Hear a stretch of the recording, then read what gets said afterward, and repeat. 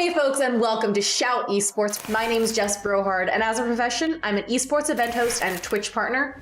I've been hosting and creating content since about 2013, and most recently I've been working on titles like Call of Duty and Rainbow Six. So as you can probably imagine, in my years doing this, I've learned a thing or two about setting up a streaming environment, creating content, casting esports broadcasts, getting an agent to represent me, networking within the space, securing sponsors, and constantly improving and iterating. So I thought to myself, why just sit on all this knowledge? Why not share it with you? There are tons of creators out there, maybe even just like yourself, who just know you'd be great at commentating for your favorite esport, but you're not quite sure how to get your foot in the door. Maybe you've always thought you'd make a great streamer, but you're not sure what equipment you need or which platform is best for you. Or maybe you've already been creating videos and live streams and commentating broadcasts, but you're looking for a way to monetize your content and move up to bigger productions. That's where I come in. Since I basically had to make it up as I went along, I'm going to be sharing with you the exact steps I took and how you can replicate my path and get started in your career as an esports host, caster, or content creator.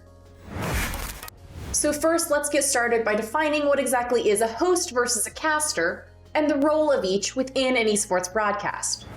A caster shoutcasts or commentates over competitive game matches, and now this can either be play-by-play analysis, where the caster walks the viewer through exactly what's happening on screen, or it can be color commentary, where the caster interprets the action, breaks it down for the viewer to give it context, and shows the viewer exactly what the player's next steps might be.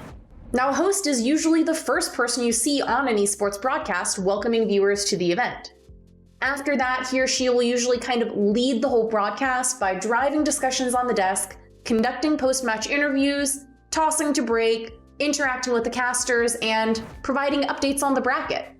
Now, some productions will share the duties between two hosts, and they'll often have a stage host who does the interviews and a desk host who leads the desk discussions, and they'll kind of split some of the other duties that I mentioned, whereas others will just combine it all into one role and have one host.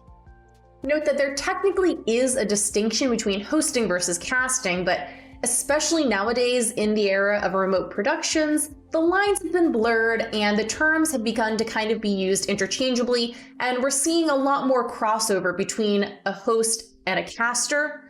And in fact, I've been hired on for multiple productions now where I'm technically hired as a caster, but they don't actually have a separate host position, so the casters do all the hosting as well. And that's perfectly fine, because at the end of the day, the purpose of hosting and casting is kind of the same, which is to tell a story. As a member of an esports broadcast talent team, whether you're a host or a caster, you're there as a liaison between the players and the viewers. You're the eyes and ears at an event, there to observe all the action and interpret it for the fans, telling them why a certain play is noteworthy or what a particular win or loss means for a team. As for how streaming fits into all this, well, almost every caster I know also streams on Twitch, and then I've actually seen plenty of streamers get their start by streaming first, and then later getting hired on to the official broadcast talent team for the game that they stream. I've done both. Casting and broadcasting are two sides of the same coin. It just really depends on who's wearing the hat of the producer and whether you're getting paid by a tournament organizer or by your viewers and subscribers. Okay, so now that we know what the role of esports talent is, let's dive into the why. And I want to focus on why you're here. And I don't mean in a broad sense like, why are any of us here? Why do I exist? I mean specifically, why are you here watching this video? Why do you want to become an esports caster and/or content creator? Now, I don't want to discourage anyone, but I do want to set expectations and make sure that you're doing this for the right reasons. If you do anything for the wrong reasons, it's a lot harder to do, and chances are you'll fail. I've seen it happen. So let's talk about a few good reasons and a few bad reasons to get into this whole crazy world. Do you want to entertain people? Be part of a high-quality esports production. Build a community. Create a place for people to come where they feel safe, welcomed, and happy. Make money doing what you love.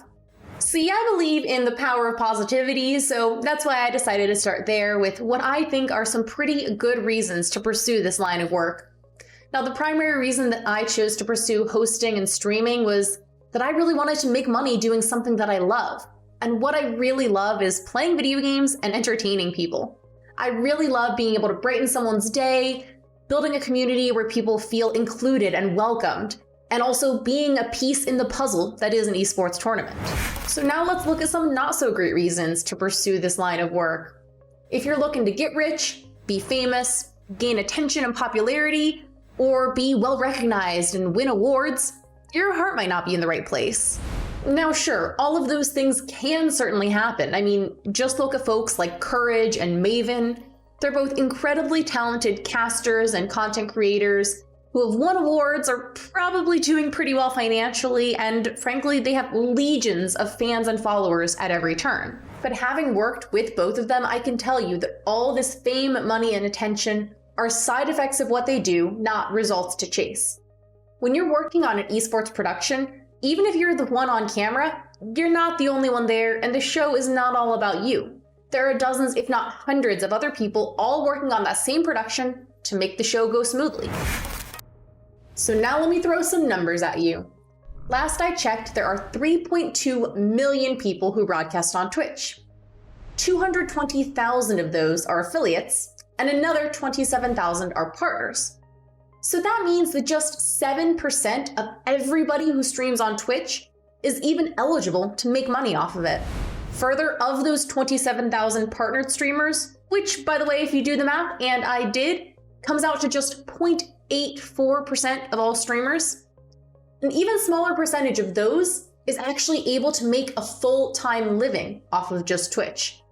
And as for hosting and casting, there's really no way of telling how many people are kind of aspiring to do it versus how many people are actually doing it full time, because there's just no data published. But the point that I'm trying to illustrate is that you've got a bit of an adventure ahead of you. The reason I'm putting so much emphasis on the why is because I firmly believe it will directly impact your results. Now, nobody's going to ask you, are you here for the right reasons when you show up on set? But your motivations are going to come through in your actions, your work performance, and the way you treat those you're working with. For instance, it doesn't matter how good you are on camera or how much a community might love you. If you're rude to the production crew, or constantly late for your call time, or engaging in racist or sexist behavior on social media or elsewhere, it's not too likely that an org or production company is gonna want to work with you again. Alright, so now we have covered the basics of what it means to be a caster or content creator, and we've established that you're doing it for the right reason. The only thing left to do is do it. But it's a bit of a catch-22, isn't it? I mean, no one's going to hire you to cast without first seeing you cast. So how do you get that initial exposure and experience you need to book more gigs? You do it yourself. Create your own gigs. You'll produce your own content, learn to cast, and cut together a reel of your work. Next month's episode of Shout Esports will focus on what you need to build your own production studio in terms of cameras, lighting, microphones, and software. So thanks so much for watching, and I'll see you in a few weeks.